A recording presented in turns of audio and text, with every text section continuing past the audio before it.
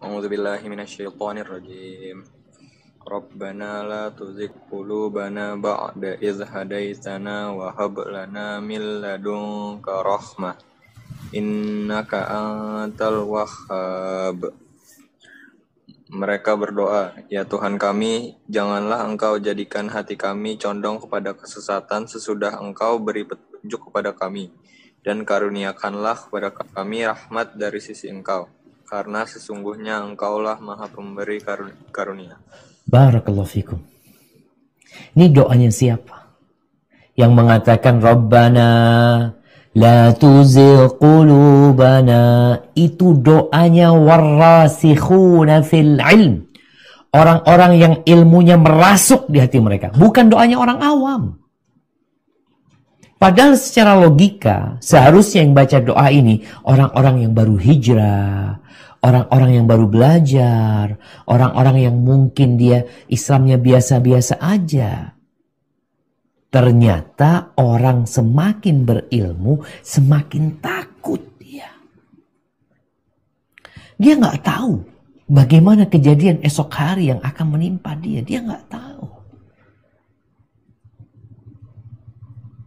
Sedangkan fitnah itu benar-benar membuat orang kebingungan. Bayangkan di masa sahabat Nabi hidup, muncul kelompok-kelompok Khawarij.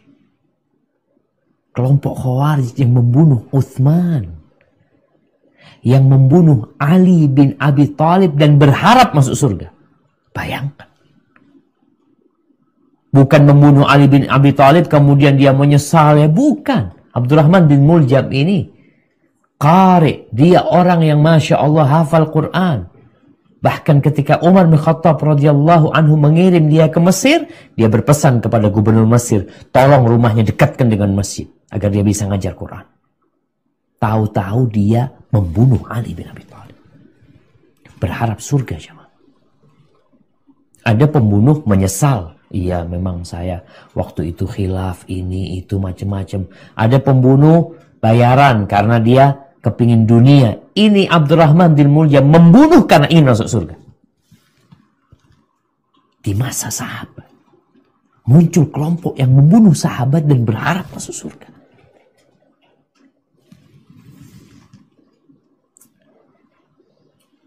Kita benar-benar harus takut, jemaah.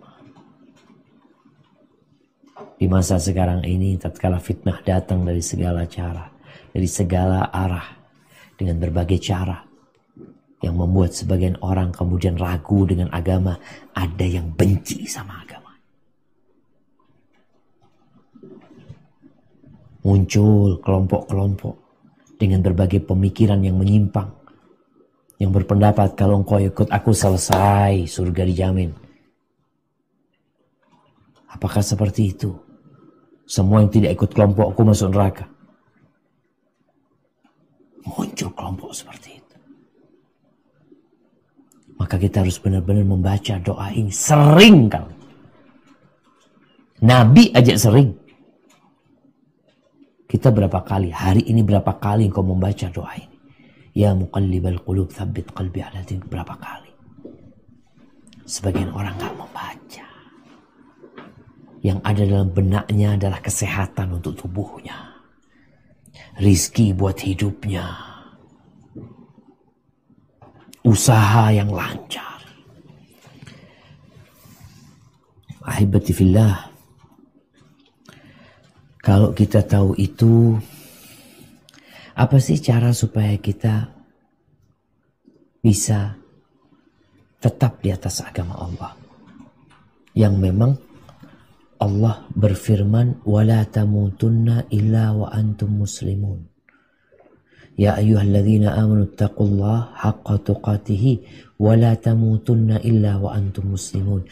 Jangan mati kalian kecuali dalam kondisi Islam.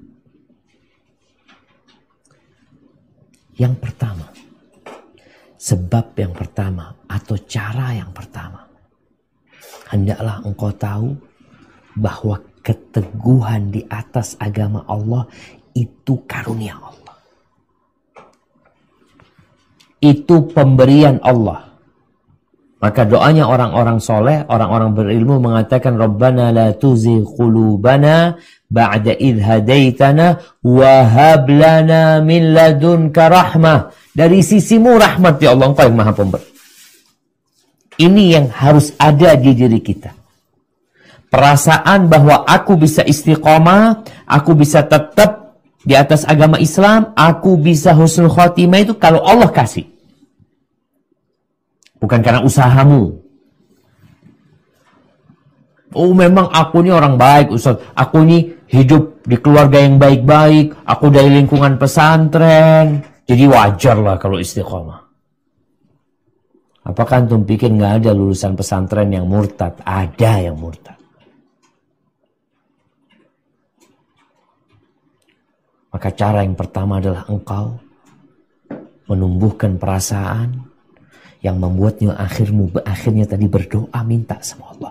Karena engkau tahu yang membuat diriku istiqamah adalah engkau ya Allah.